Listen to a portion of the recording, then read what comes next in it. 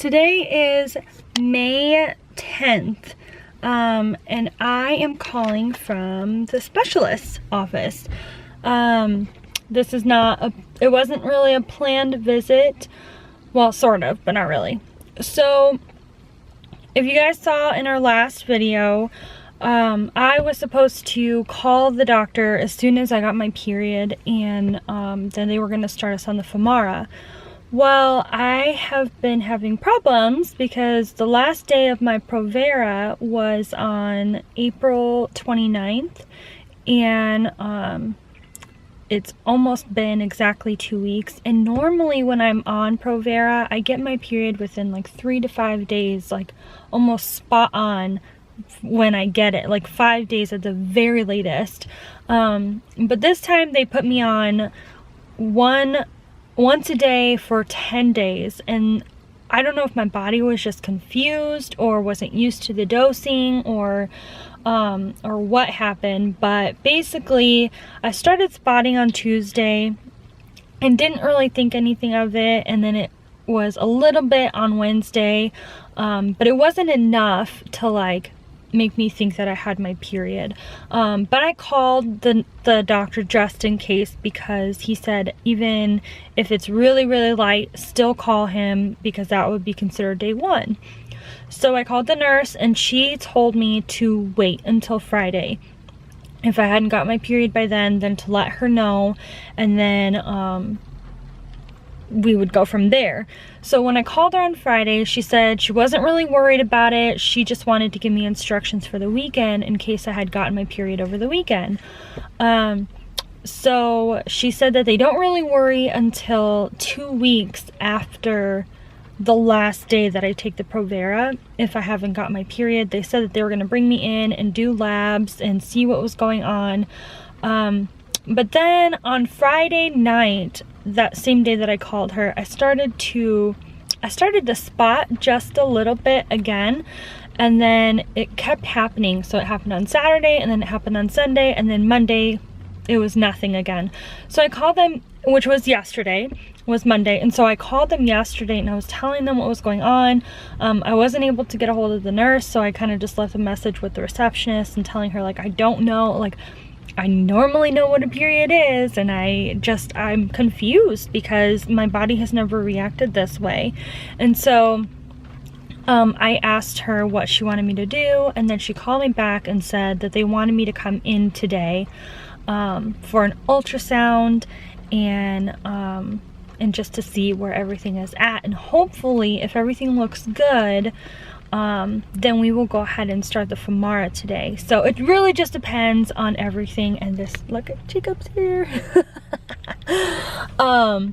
So it really just depends. So we're here now. He's here. We're gonna go inside and we're just gonna see what they have to say. The doctor is based out of Indiana, so he's not here today, but I'll be seeing a nurse practitioner, and then we'll just keep you guys updated. Hopefully she's okay with us recording, but if so, then we'll see you inside. Bye.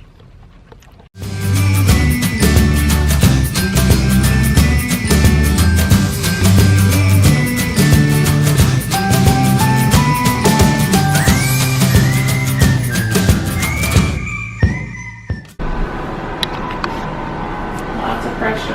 Not necessarily the favorite thing to do when you first started your period. There you go.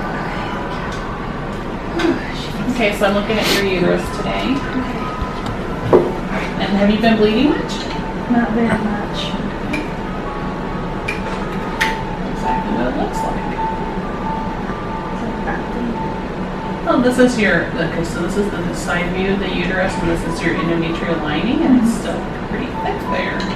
So it needs to be thinner than what it is? Usually. But I'll let Teresa talk to you about that. And you did Provera, right? Okay, I remember talking to you. And I'm just doing measurements of your uterus. This is just a long view of your uterus. And I'm going to rotate and I'm going to look at that leftover. Yes, so this is your leftover right here. Believe it or not, you see the difference in the texture, how there's little dots here?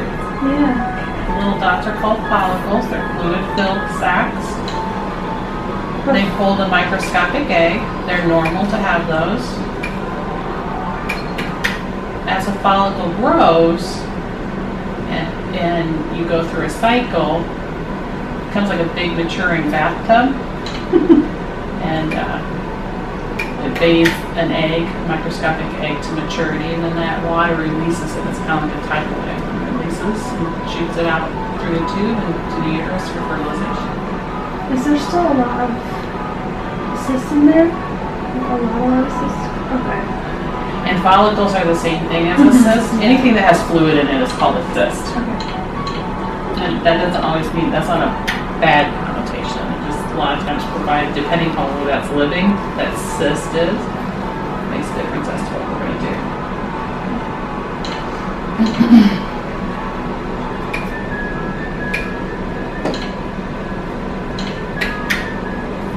And then we'll look at your right ovary. You're very easy to scan. Okay, so this is your other one. See how this bathtub's a little bit bigger than the other ones we saw?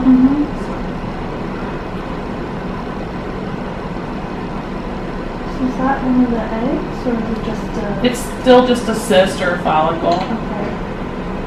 So when does it become like an egg? You don't ever see the egg itself. Okay. So the eggs are microscopic and they're within there. And we expect that once that follicle or cyst is 17 to 25 millimeters, that egg is maturing or is mature and ready to be released. Because that one looks a lot bigger than the other ones. Yeah.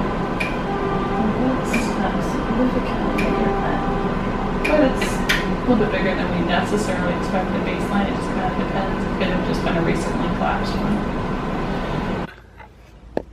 Hello.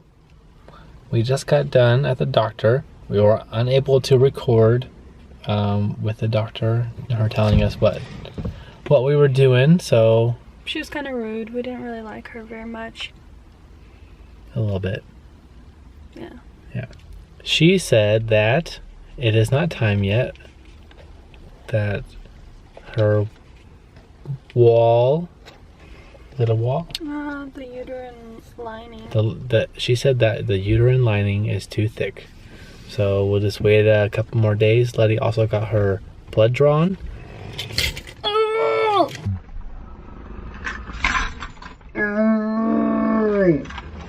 I hate getting my blood drawn.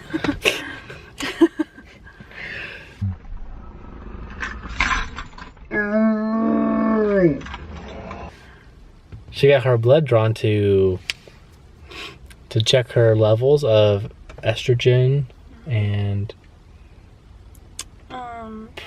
was it progesterone? Progesterone and HCGs. I was kind of confused why we needed to do the HCG, and she said that anytime that someone is having abnormal bleeding, they just want to check for pregnancy. But I was kind of confused because the uterine lining is really thick. They said they usually want it between like 2 and 5 centimeters, and mine was at like 10.6. And so what they were saying is that basically, even if there was a mature egg, it wouldn't be able to implant in that thick of a wall,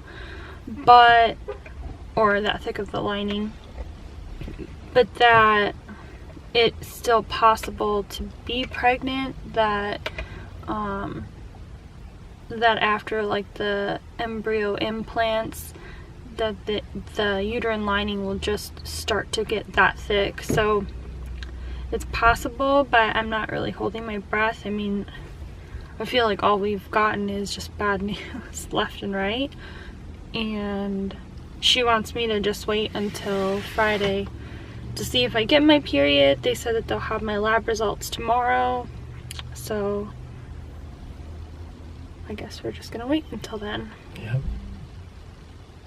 Yeah, we're kind of bummed. I'm more bummed than he is, but yeah.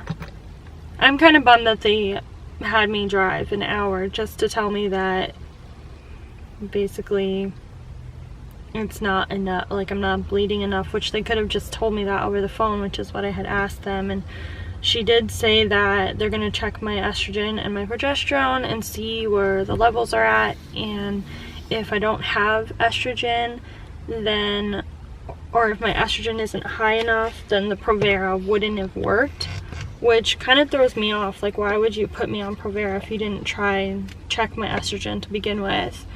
But and I also questioned them a couple times about why I had to do 10 days instead of 5 days, and I've never had any problems with this medicine until now. Like, I just don't get it. So I don't know, I think my body is kind of just over it. I think Is rebelling. it's rebelling. It's tired of all of the needles and medicine, and I don't know. Yeah. I really don't know anymore.